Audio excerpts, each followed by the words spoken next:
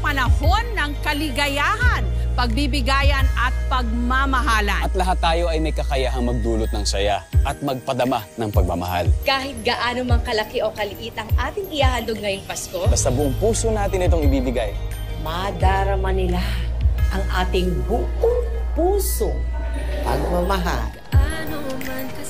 Mga kapuso, andito tayo ngayon sa Cebu. Susurpresahin natin ang ating kapuso ng pangalan niya ay si Vincent.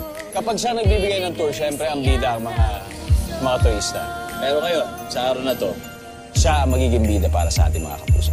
Grabe, I cannot expect nga na test ng mga rin. Pwede ba nga mag-selfie tayo kasama? Pupuntahan namin ang mga MMDA post. Hindi po sila nagbe-breakfast, kaya magdadala kami ng breakfast para sa kanila.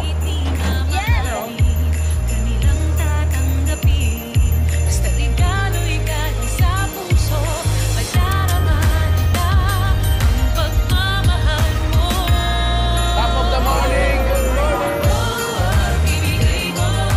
ngayong araw na to, surpresahin natin ang mga kapuso nating pasahero na sumasakay ng bus.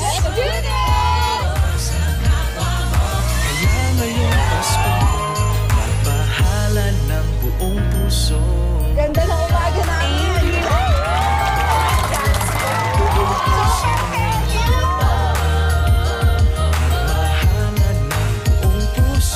Mga kapuso, nandito tayo ngayon sa Karangalan Elementary School para suportahan ang Global Handwashing Day Project ng GMA Kapuso Foundation.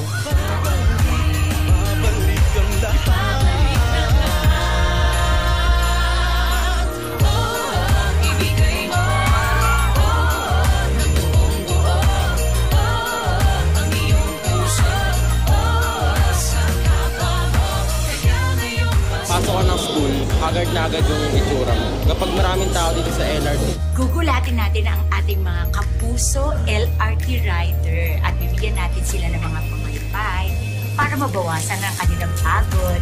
Di ba guys? Yes!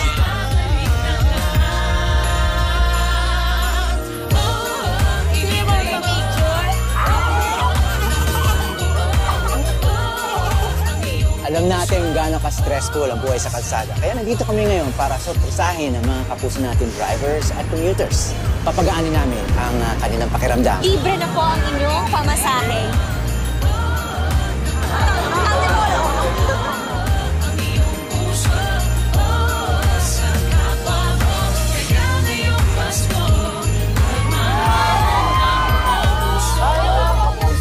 Nandito po kami ngayon sa Davao, Bangkerohan para surpresahin po namin si Ate Malu.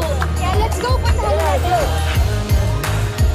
Sa iyong sorpresa, lahat ay sasaya. Hindi ko kalain na nandito kayo.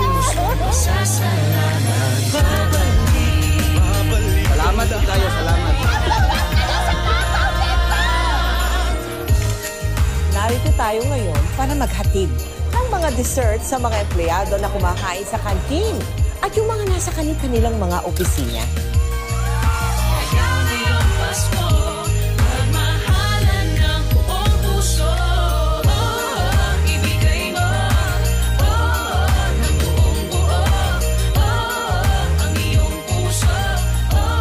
Ayan, ang gimmick natin ngayon, pupunta tayo sa isang tiangge. Meron tayong kakausaping isang tindera.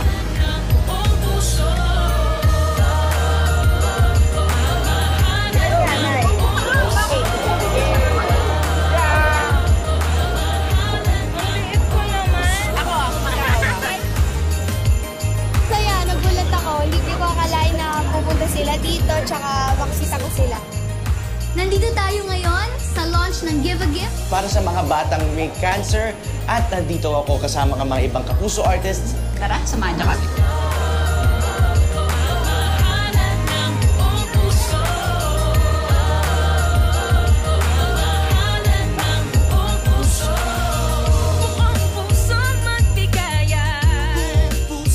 Welcome to Bacolod. We're here in Bacolod. And today we have a very special guest.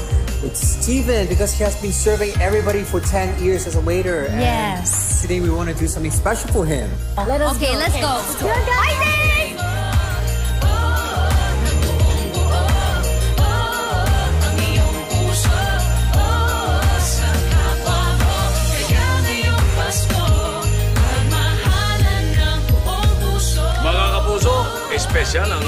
dito. May pasasayahin tayo mga bisita. At alam nyo ba, ang isa sa kanila ay 105 years old na. Sana ay magustuhan nila ang mga pagsasalu-saluhan natin. Kilalanin natin sila. Let's go! Let's go! Let's go! Let's go! Let's go!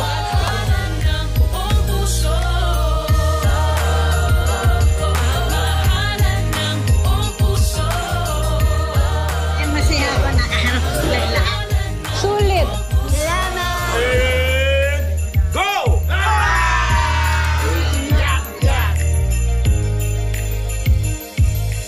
Narito po tayo ngayon sa V. Luna Hospital para po magbigay ligaya at pasasalamat sa ating mga sundalong walang takot na nagsisilbi sa ating bayan.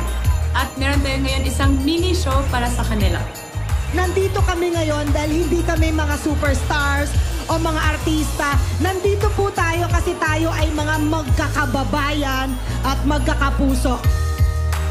Pupunta tayo ngayon sa palengke, susurpresahin natin yung mga tindera doon. At tutulungan natin sila makabenta para sa araw na ito. Yan ang pamasko natin para sa kanila.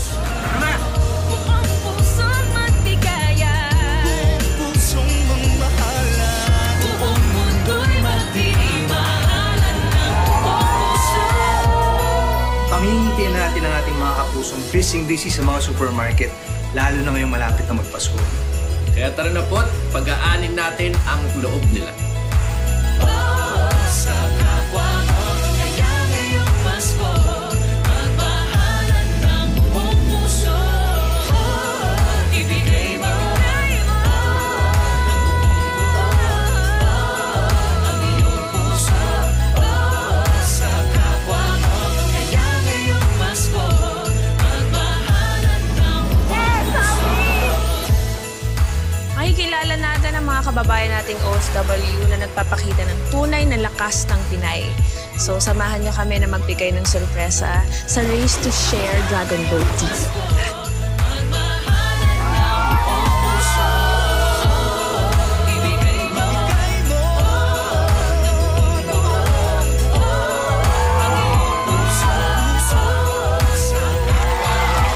Samahan niyo po kami ngayon dito sa school upang tulungan sila sa kanilang paghahanda para sa Pasko.